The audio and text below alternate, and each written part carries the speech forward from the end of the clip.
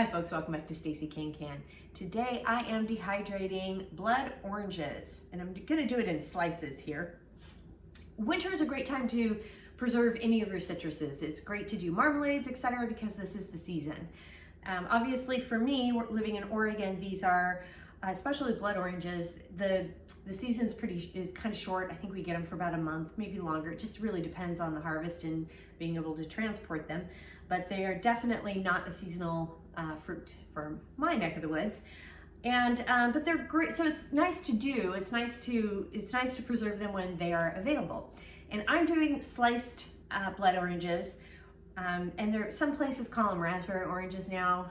They take out the blood term, but I still call them blood oranges because that's how I know it. And they don't. I think raspberry gives it the assumption that it tastes like raspberries, and they don't. They are very orangey. And we're going to do slices with these today. A reason for that is they're very versatile. You can put oranges, obviously, and blood oranges especially have a lot of antioxidants in them.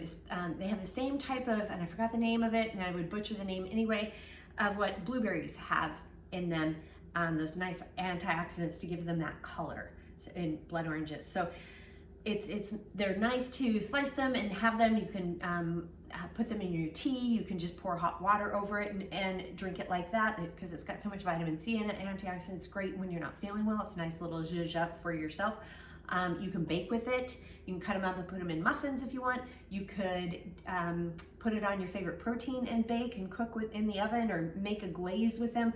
Put it in sangria in the summer. There really is, it's a highly versatile way to enjoy citrus throughout the year. And you can rehydrate them by, and more on that in a little bit. But so this is what we're doing. So I just got a bunch of oranges. I have a brand new dehydrator that I'm very excited to use. It's got 9 trays. I'm not sure if I'll be able to use all 9 trays with this amount. I forgot, I didn't even weigh it. I just picked a bunch of the most beautiful ones that I could see, and we're gonna go from there. And then also a mandolin. So it's nice to have a mandolin because you wanna even slices if you can. If you have great knife skills and you can slice them by hand, then do that. But it's nice to have even slices with these. So it's a very simple process to knead them. I've washed them already, and so we're just gonna go ahead and get started. So you will notice that some of the oranges have that real strong kind of a reddish, almost, it kind of looks brown color as well. And some don't, but they still are. So the skins don't often give away the actual color of the flesh on the inside. And some of them are gonna be a little redder than others. We're just gonna go with it. I am gonna go ahead and cut off, just take this little part off of it. And I probably won't use it, but it's just there to start.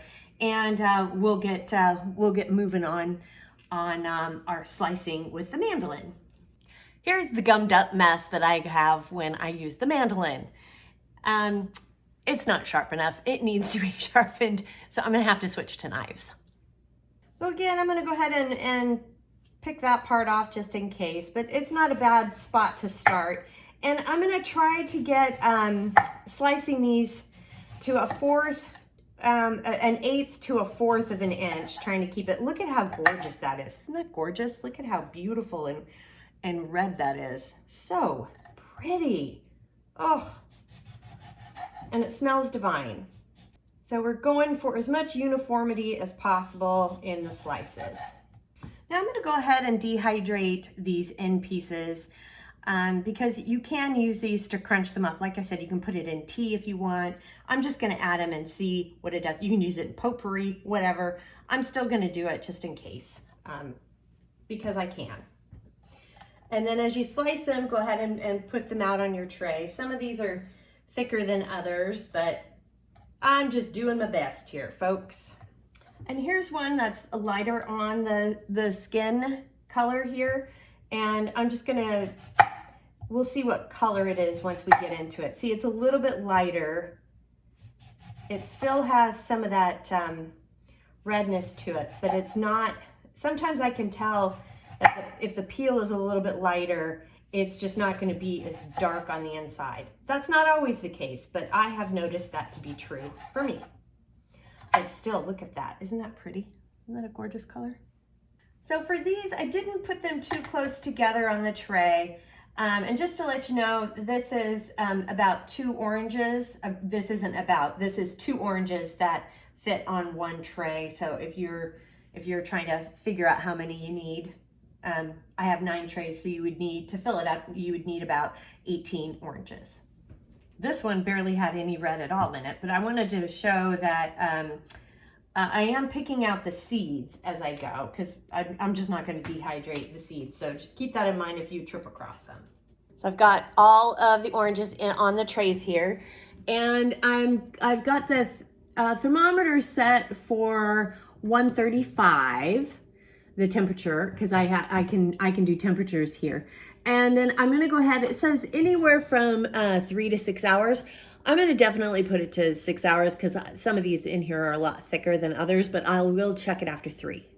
Quick side note before we get completely started and going on the dehydration is I've seen some recipes that say it takes about 3 to 6 hours to dehydrate, but those were for the oven.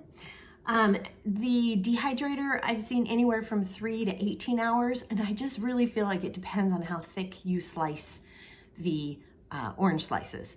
It doesn't really depend. It totally depends on how thick they are. The thicker they are, the longer it's going to take. So I'm guessing this is going to take anywhere from 6 to 12 hours for me because, again, some of them were really thin and some of them were very thick. So it's been 3 hours, and I'm going to go ahead and have a look, see how it's doing. Oh, we got a way to go. They're getting there. They're getting there, but they're very much so still very very spongy, still very wet. Yeah, like this one's really thick, so it's definitely going to need a little more time.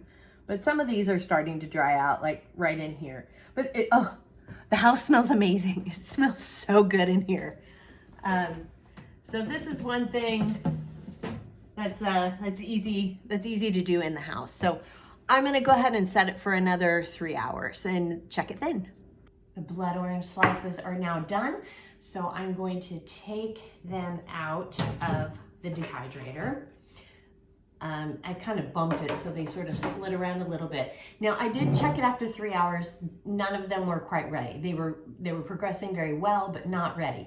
Some I did remove after 6 hours because they were the thinner slices. But this took me more like 12 hours, and I checked them again at 9 and then again at 12. And 12 seemed to be a pretty good marker for most of them. And they're really good, very tasty. So as you can see, I've already taken some out and I have more to take out here too.